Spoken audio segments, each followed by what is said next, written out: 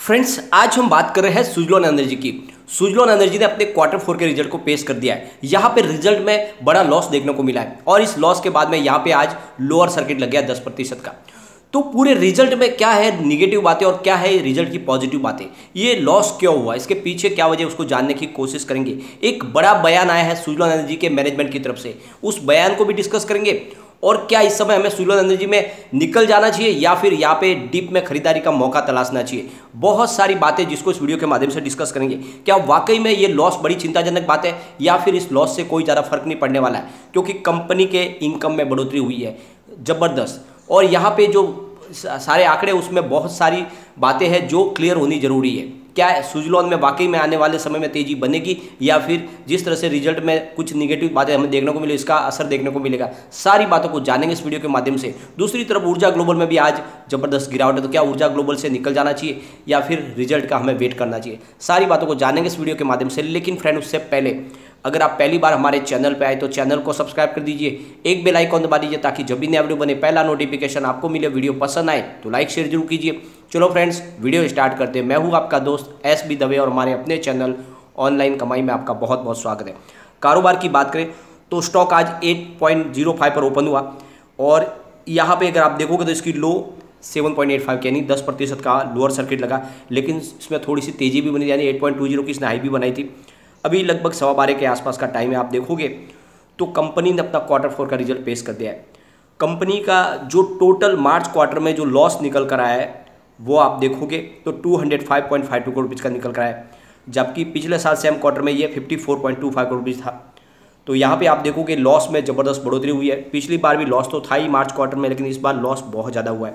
अब यहाँ पे इनकी टोटल इनकम देखोगे तो यहाँ पे टोटल इनकम करीब आप देखोगे तो 2478.73 करोड़ रुपये निकल कर आई है, जबकि पिछले साल सेम क्वार्टर में ये 1141.15 करोड़ रुपये की थी।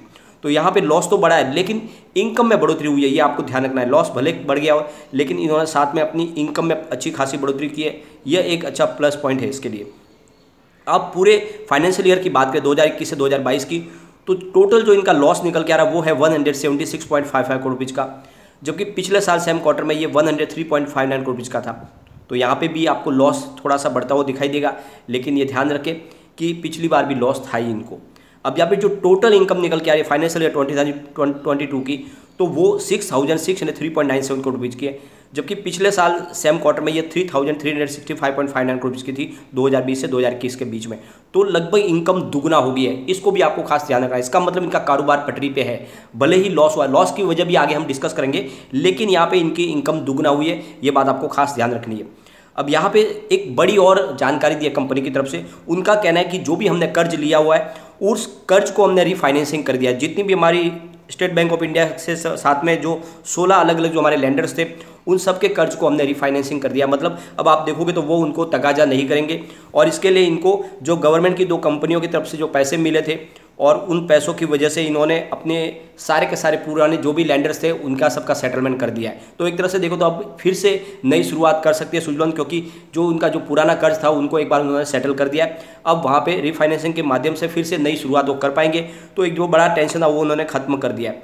अब यहाँ पर अगर आप देखोगे तो सबसे बड़ी बात निकल के आ रही है कि इनका जो टोटल जो नेट लॉस है वो 204 करोड़ रुपये निकल कर आया है। पिछली बार ये 56 करोड़ रुपये था, तो यहाँ पे लॉस में तो बढ़ोतरी हुई है। अब सबसे बड़ी बात यह है कि इनके खर्च में भी बढ़ोतरी हुई है, ये सबसे बड़ी बात है। ये खर्च ने इनको ज़्यादा लॉस में दिखाया है, क्योंकि जो इस बार इनका जो खर्च है वो 2511 करोड़ रुपये निकल कर आया, जबकि पिछली बार ये खर्च इनका मात्र 1198.7 करोड़ रुपये था। तो एक साल में जो इनका खर्च है वो दुगना से ज़्यादा बढ़ गया है और इसका जो नतीजा है कि लॉस में आपको ये बात बढ़ती हुई दिखाई देगी। इनका लॉस वजह यही सबसे बड़ी निकल के आ रहा है।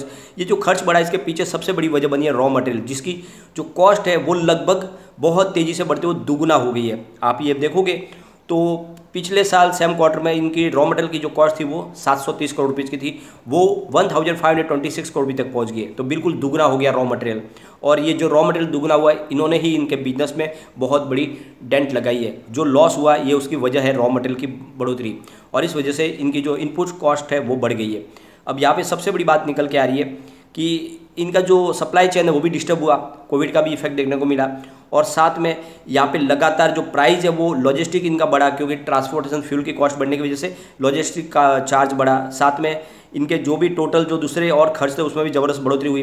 तो ये जो रीज़न है लॉस होने का रीज़न ये है। तो ये जो जानकारी दी गई है ये अश्विन कुमार की तरफ से दी गई है, जो चीफ एग्जीक्यूटिव ऑफिसर है सुजलॉन एनर्जी के, उनकी तरफ से जो कहा जा रहा है कि हमारा जो सबसे बड़ा है खर्च बढ़ने की वजह से हमारे यहाँ पे आपको लॉस दिखाई देगा, क्योंकि हमने इस बार जो हमारा टोटल जो इनपुट कॉस्ट था वो दुगना हो गया, इस वजह से हमारा प्रॉफिट कम हो गया। तो जो प्रॉफिट कम होने की वजह सबसे बड़ी यही रही कि यहाँ पे इनका जो रॉ मटेरियल का कॉस्ट था वो दुगना हो गया, और ये सीधा नतीजा इसमें देखने को मिला कि इस बार इनके प्रॉफिट की जगह पे कंपनी आ गई है लॉस में। और सबसे बड़ा जो इसमें योगदान रहा वो है क्रूड ऑयल का। क्रूड ऑयल की जो प्राइस है वो 110 बैरल के पास जो पहुंची है कभी से, उसकी वजह से इनको बहुत ज़्यादा लॉस हुआ। तो ये आप देखोगे कि ये जो सारा का सारा मामला बना है वो है इसका कि इनपुट कॉस्ट बढ़ी है, जो रॉ मटेरियल महंगा हुआ डबल हुआ, उसकी वजह से ही इनके यहाँ पे जो कंपनी जो लॉस बना है वो लॉस उसका वजह, न कि इनके कारोबार में कोई कमी आई है। कारोबार तो आप देखोगे इनकम इनकी बहुत ही तेज़ी से बढ़ते हुए लगभग दुगना हुई है। इसका मतलब ये है कि बिल्कुल पटरी पे है कंपनी, लेकिन जो लॉस हुआ वो है इनके जो रॉ मटेरियल की कॉस्ट बढ़ने की वजह से इनकी इनपुट कॉस्ट बढ़ी, और जो सामने जो प्राइस है उससे जो फिनिश प्रोडक्ट की प्राइस वो तो लगभग वही है, और यही कंपनी का लॉस की वजह बनी है। लेकिन इन्होंने एक अच्छी बात ये भी कही कि इन्होंने अपने जितने भी पुराने 16 लैंडर्स थे उनका सबका जो बकाया था उसको रिफाइनेंसिंग कर दिया गया 2 कंपनियों के माध्यम से, जो गवर्नमेंट की 2 कंपनियां यहाँ पे इन्होंने अपनी स्टेक ली है, और इस वजह से इनका जो पुराना लगभग निपटारा हो गया। आने वाले समय में फिर से ये इजीली कारोबार कर पाएंगे। तो ये बहुत बड़ी एक तरह से देखो तो राहत भरी खबर निकल कर आई है। इसको इतना निगेटिवली लेने की जरूरत नहीं, क्योंकि कंपनी ऑलरेडी पहले भी बहुत ज़्यादा लॉस दिखा चुकी है और प्रॉफिट में अभी आई थी पहली बारी। यहाँ पे एक और बड़ी अपडेट निकल के आ रही है, विनोद तांती जो तुलसी तांती के भाई है उनकी अपॉइंटमेंट हो गई है director of chief operating officer के तौर पर। तो यहाँ पे अब वो डायरेक्टर और चीफ ऑपरेटिंग ऑफिसर की पद निभाएंगे। तो इनकी जो ज्वाइनिंग जो होगी वो अक्टूबर 1 तारीख से लेकर शुरू होगी, और ये 3 ईयर के पीरियड के लिए जो सितंबर 30, 2025 तक रहेगी। तो इनके भाई को अब डायरेक्टर बनाया गया और साथ में वो चीफ ऑपरेटिंग ऑफिसर की भी पोस्ट संभालेंगे। तो ये एक बड़ी जानकारी दी गई है, तुलसी तांती के भाई की अपॉइंटमेंट हुई है। अब यहाँ पे अगर आप देखोगे तो रेवेन्यू लगातार जो बढ़ रहा है, इस बार भी बढ़ा है। तो दिसंबर 2020 में इनको 955 करोड़ रुपीज़ का जो रेवेन्यू मिला था, मार्च में बढ़कर 1136 करोड़ रुपये तक पहुंचा, जून में 1148 करोड़ रुपये तक पहुंचा, और सितंबर में 1356 करोड़ रुपये तक पहुंचा, और दिसंबर में 1610 करोड़ रुपये तक पहुंचा। और इस बार भी रेवेन्यू इनका बहुत शानदार तरीके से बढ़ा है। तो एक मोर्चे पे तो कंपनी पूरी तरह से खरा उतरी है, लेकिन लॉस के मामले में कंपनी ने थोड़ा इस बार मामला थोड़ा उलट हो गया है। पिछली बार देखो तो 117 करोड़ रुपये का लॉस था दिसंबर 2020 में, मार्च 2021 में 56.65 करोड़ रुपये का लॉस था, जून में घट के 22.44 करोड़ रुपये का लॉस रह गया, सितंबर में लॉस घट के 10.55 करोड़ रुपये रह गया, और दिसंबर में कंपनी 37.69 करोड़ रुपये के प्रॉफिट में आ गई थी। लेकिन इस बार कंपनी मार्च क्वार्टर में फिर से लॉस में आ गई, और लॉस भी बढ़ा हुआ है, और उसके पीछे वजह यही है कि इनका रॉ मटेरियल बहुत महंगा हो गया, यानी डबल हो गया, और इस वजह से इनको कंपनी को लॉस उठाना पड़ा। अब अगर इनके रेवेन्यू को अगर आप देखोगे 2018 से, तो लगातार गिरा था, सिर्फ 2022 में ही रेवेन्यू बढ़ा है, आप ये ध्यान रखना है खास। 2018 में अगर आप रेवेन्यू देखोगे तो इनका 8116 करोड़ रुपये का था, जो 2019 में घटकर 5024 करोड़ रुपये तक पहुंच गया, और 2020 में इनका रेवेन्यू घटकर 2972 करोड़ रुपये तक पहुंच गया। लेकिन 2021 में फिर से बढ़ोतरी हुई, 3345 करोड़ रुपये तक पहुंचा, और मार्च 2022 में वो 6581 करोड़ रुपये तक पहुंचा है। तो रेवेन्यू के मामले में कंपनी मोर्चा जीत चुकी है। लेकिन अगर देखें लॉस, तो लॉस इनका पहले बहुत ज़्यादा था। 2018 में इनको 389 करोड़ रुपये का लॉस था, 2019 में लॉस बढ़कर 1531 करोड़ रुपये तक पहुंच गया, और 2020 में तो इनका जो लॉस था वो भयंकर तरीके से बढ़ते हुए 2691 करोड़ रुपये तक पहुंच गया था। 2021 में इनको कंपनी को लगभग 100 करोड़ रुपये का जो प्रॉफिट हुआ था, और 2022 में इनको 166 करोड़ रुपये का लॉस हुआ। तो यहाँ पे आप देखोगे तो कंपनी को बहुत बड़ा लॉस था। 2020 तक कंपनी प्रॉफिट में आई थी, अब फिलहाल थोड़ा सा लॉस हुआ, कोई चिंताजनक बात नहीं है, ऐसा रिजल्ट को हम खराब नहीं कहेंगे। और इस रिजल्ट के दम पे ये भी नहीं कहे कि यहाँ पे एक सेंटीमेंट बिगड़ गया, इसकी वजह से आपको लोड सर्किट लगता है, वो दिखाई देगा। लेकिन जिस तरह से विजन पेश किया गया कंपनी की तरफ से, और जिस तरह से कंपनी कारोबार करी और गवर्नमेंट की जो हेल्प मिल रही है, ये कंपनी सर्वाइव कर जाएगी। और हमने ऑलरेडी एक न्यूज़ आपको परसों भी डिस्कस की थी कि एक नई टेक्नोलॉजी आने वाली है, यानी एक बड़ा रिवोल्यूशन होने वाला है सुजलॉन एनर्जी के लिए, और साथ में जितनी भी विंड पावर की क्षेत्र में काम करने वाली कंपनी हो, चाहे सोलर रूफटॉप में काम करने वाली कंपनी हो, क्योंकि एक यूएस में एक ऐसी नई टेक्नोलॉजी को ईजाद किया गया है जिसके माध्यम से अब जितने भी पावर है उसको एक जगह से दूसरी जगह ट्रांसपोर्ट करने में केबल की जरूरत नहीं पड़ेगी, यानी बिल्कुल वायरलेस पावर वहाँ पहुँच जाएगी जहाँ उसको ज़रूरत है। तो ऐसे में स्टोरेज की समस्या खत्म हो जाएगी। और जो ये बिजली बनाते हैं उसको उसी डिस्कॉम पास के नज़दीक के डिस्कॉम में बेचना पड़ता है, क्योंकि वहाँ से उनको केबल के माध्यम से वो सप्लाई करते हैं। तो ये सारा मामला खत्म हो जाएगा। आने वाले समय में वो अच्छे से बार्गेनिंग कर पाएंगे, यानी अगर राजस्थान में उनके विंड फार्म है वहाँ पे बिजली बनती है तो वो हैदराबाद में भी बेच पाएंगे। ये एक बड़ा रिवॉल्यूशन आने वाला है। ये जब हो जाएगा तो आप समझ लो कि इस क्षेत्र में बड़ी तेजी आएगी। साल 2 साल लग सकते हैं, परंतु ये अगर आपका नजरिया लॉन्ग टर्म का है तो सुजलॉन में आप बने रहे, कोई चिंता की बात नहीं है। ये स्टॉक वाकई में आने वाले समय आपको मालामाल कर देगा। और मैंने आपको बार बार बोला है, कई लोग कहते हैं सर हम तो इसमें फंस गए, इसकी प्राइस नीचे आ गई, तो मैंने आपको कभी भी शॉर्ट टर्म के लिए निवेश के लिए तो बोला ही नहीं है। हमारा नजरिया 5 साल का है, अभी साल भर हो गया है। अब आने वाले 4 साल में आप देखोगे तो 3 से 4 साल का समय जो बाकी है, स्टॉक बिल्कुल 500 तक चला जाएगा, कोई चिंता वाली बात नहीं है। समय जैसे ही इसके बाद फेवर में आएगा, यहाँ पे तो तेजी के साथ स्टॉक दौड़ेगा ही दौड़ेगा। और इस समय जो गिरावट है उसके पीछे सबसे बड़ी वजह है, एक तो बाजार में भयंकर गिरावट, उस वजह से जितने भी पेनी स्टॉक है सब नीचे आ गए। तो यहाँ पे कोई अकेला सुजलॉन की बात नहीं है, सारे स्टॉक नीचे। और दूसरी तरफ रिजल्ट थोड़ा सा अगर खराब आए, यहाँ पे लॉस बढ़ा है तो एक बार तो शेयर नीचे आएगा, लेकिन जल्दी यहाँ पे रिकवरी शुरू हो जाएगी, कोई चिंता वाली बात नहीं। डिप में खरीदारी जरूर करें, स्टॉक वाकई मजबूत है।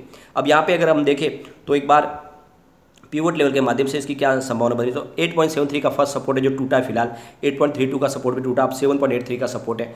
फिलहाल गिरावट में ये 7.83 तक जा सकता है, लेकिन पॉजिटिव माहौल बना तो 9.63 का फर्स्ट रेजिस्टेंस है, इसको ब्रेक किया तो फिर 10.12 तक स्टॉक जा सकता है और वहाँ तक पहुँच गया फिर 10.53 तक भी जा सकता है। तो कोई चिंता वाली, डरे नहीं इतना। अगर आपका नजरिया लॉन्ग टर्म का तो बने रहे, सुजलॉन आने वाले समय में डेफिनेटली आपको बहुत ही अच्छा रिटर्न देगी।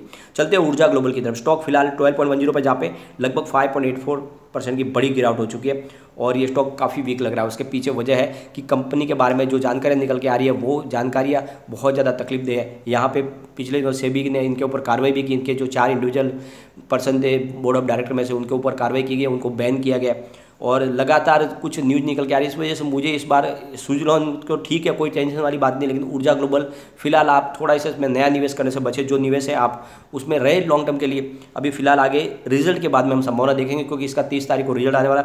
एक बार रिजल्ट कैसा आता है उसके बाद में संभावना व्यक्त की जा सकती है क्या होगा, क्योंकि पिछली बार तो रिजल्ट इनका खराब था, इस बार कैसे पॉजिटिव आंकड़े रह सकते हैं वो देखेंगे।